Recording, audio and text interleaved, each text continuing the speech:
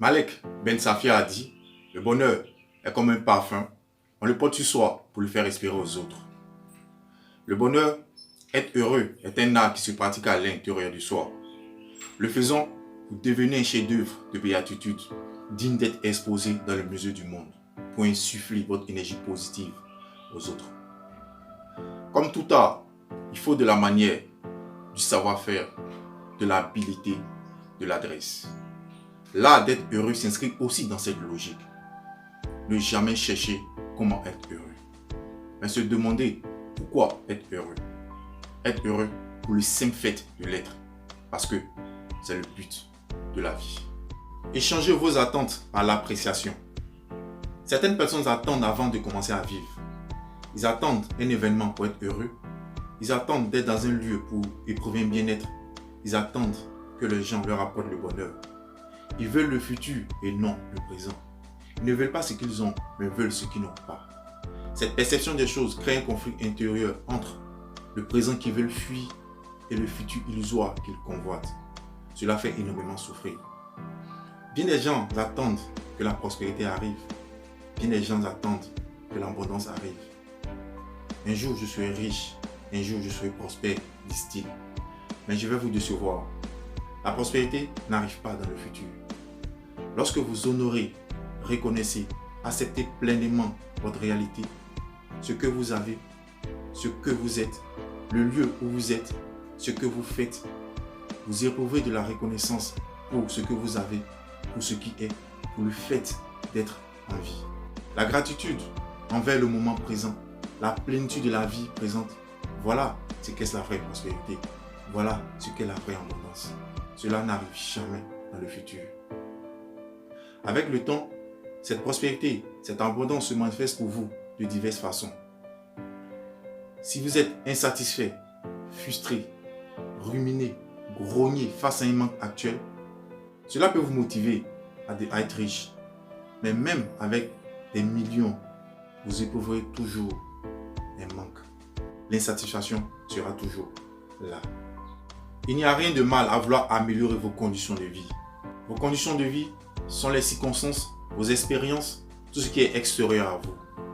Cela, plusieurs d'entre nous y parviennent. Par contre, vous ne pouvez pas améliorer votre vie. La vie passe avant tout. La vie, c'est l'énergie qui vous anime. La vie, c'est votre être le plus profond. Elle est déjà parfaite, elle est déjà entière, elle est déjà complète. Vous ne pouvez rien ajouter à la vie, vous ne pouvez rien retirer à la vie. Elle est comme elle est, elle le sera toujours. Elle n'est pas faite pour être réussie, elle est faite pour être vécue. Elle est faite pour être honorée, elle est faite pour être célébrée. Célébrez votre vie sur l'autel de la joie, sur l'autel de la prospérité. Vous n'avez rien à faire pour être heureux, mais vous aurez quelque chose à faire pour être malheureux. Aspirer à un but et vouloir l'atteindre est louable. Mais l'erreur, c'est de remplacer cette aspiration au sentiment de vivre. Le fait, c'est de penser que l'atteinte d'un objectif donnera un sens à votre vie. Au contraire, c'est votre vie qui donne un sens à votre objectif. Le fait, c'est de laisser votre but monopoliser votre attention, votre énergie, jusqu'à limiter votre vie à votre but. Cela réduit considérablement la qualité de votre vie. Le fait, c'est de se priver de toute joie dans ce qu'on fait. Si vous adoptez un tel scénario mental, quelles que soient vos réalisations et vos accomplissements, vous ne serez jamais heureux. Le présent ne sera jamais assez bien. Le futur semblera toujours meilleur. Vous pouvez vivre des expériences passionnantes qui peuvent s'acheter, mais elles vous laissent toujours un sentiment de vide. Vous pouvez vivre de nombreuses expériences passionnantes qui peuvent s'acheter, mais elles sont éphémères et vous laissent toujours un sentiment de vide. Lorsque vous apprenez à diriger vos pensées de façon délibérée vers des choses qui vous procurent un sentiment de bien-être, il ne vous sera pas difficile de trouver le bonheur et de le conserver. Il ne vous sera pas difficile d'être heureux, même avant que votre but dans la vie soit réalisé.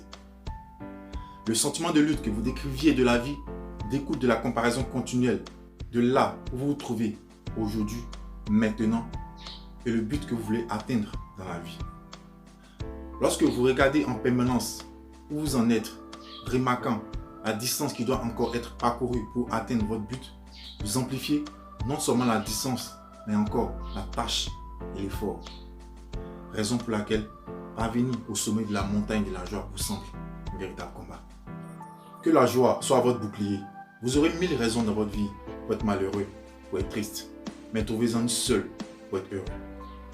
L'art d'être heureux se pratique en se focalisant sur une seule raison pour être heureux. Vous n'en avez pas? Regardez bien autour de vous, vous en trouvez le bien. Si vous avez aimé la vidéo, abonnez-vous et partagez, parce que nous ne devons pas être les seuls à détenir la connaissance.